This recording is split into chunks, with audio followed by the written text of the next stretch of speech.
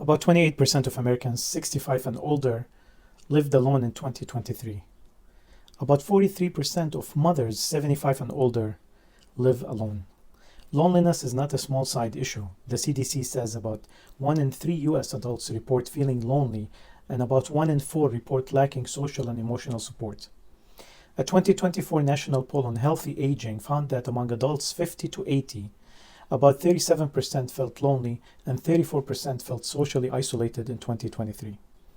I want to talk to you about something the West rarely teaches us as a civilizational value: how we treat our parents when they become old. In modern Western society, independence is treated almost like a religion. Move out early. Build your life. Don't depend on anyone. Don't let anyone depend on you. And there is dignity in independence, yes, but there is also a dark side of it. Today, millions of seniors live alone. Many are not only physically alone, but emotionally abandoned. They may have a house, a retirement account, health insurance, a beautiful television in every room, but no one to sit with, no one to listen to their stories, no one to notice their silence, no one to ask them simple questions like how do you feel or did you eat today. More importantly, nobody is learning from their wisdom, making them feel the value of their age and experience and contribution to life that they actually deserve. And this is where the West can learn from Islam. Islam offers a very different moral framework. In Islam, the care of parents is not treated as charity. It's not treated as a favor. It is not being nice.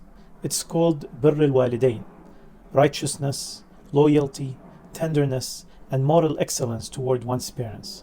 The Quran does not simply say respect your parents. It places the kindness to parents immediately after worshipping God. Parents come next after God in Islam. This is how serious this is. And it becomes even more serious when they reach older age. The Quran says not even to say uff to them, not even that small sound of annoyance, that little sigh of irritation. The Quran paid attention to this small sigh. So imagine hurtful words or hurtful actions. Because when parents age, the roles reverse. The people who once carried you now need to be carried. The people who once answered your endless questions may now repeat the same story 10 times to you. The people who once protected your weakness now expose their own weakness in front of you. And Islam says this moment is not a burden. This moment is your duty. This moment is your test. This moment is the definition of your faith and character.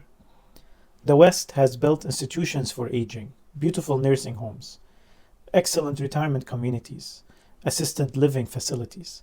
Some of them are necessary. Some are compassionate. Some families truly have no other option, and this would be a great option. This is not about shaming anyone. But Islam asks a deeper question.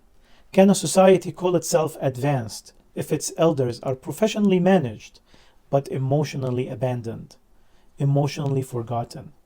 Can we call it progress when a mother spends her final years waiting for a phone call from the children she raised? Can we call it freedom when a father becomes a scheduled obligation on a calendar on a Father's Day or another occasion? Birr al-Walidain is not just about feeding your parents or paying their bills. It's about preserving their dignity. It's about lowering your voice when your ego wants to rise. It's about making them feel wanted, not merely accommodated. It's about understanding that elderly parents do not only need medicine, they need presence. They need the sound of family in the house. They need grandchildren running around. They need someone to ask for their advice even when Google is faster. They need to feel their life has not expired when their productivity has declined. This is one of the great lessons Islam can offer in the modern Western society. A human being does not lose value when they stop producing income. Your mother is not valuable because she cooked, cleaned, sacrificed, and raised children. Your father is not valuable because he worked, paid bills, and carried responsibilities. They are valuable because they are your parents.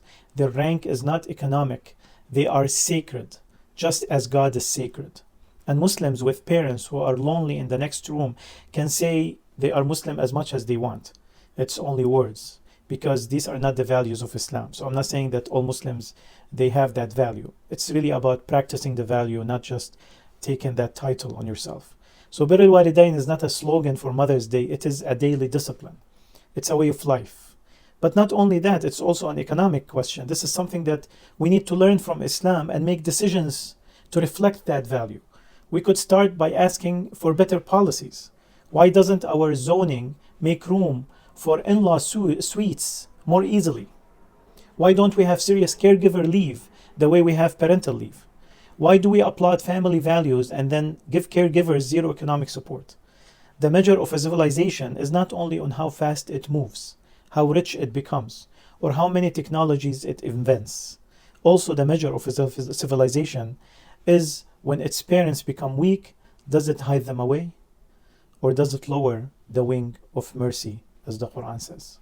أَلَّا تَعْبُدُوا إِلَّا إِيَّاهُ وَبِالْوَالِدَيْنِ إِحْسَانًا إِمَّا يَبْلُغَنَّ عِندَكَ الْكِبَرَ أَحَدُهُمَا أَوْ كِلَاهُمَا فَلَا تَقُل لَّهُمَا أُفٍّ وَلَا تَنْهَرْهُمَا قُل لَّهُمَا قَوْلًا كَرِيمًا واخفض لهما جناح الذل من الرحمة وقل رب ارحمهما كما ربياني صغيرا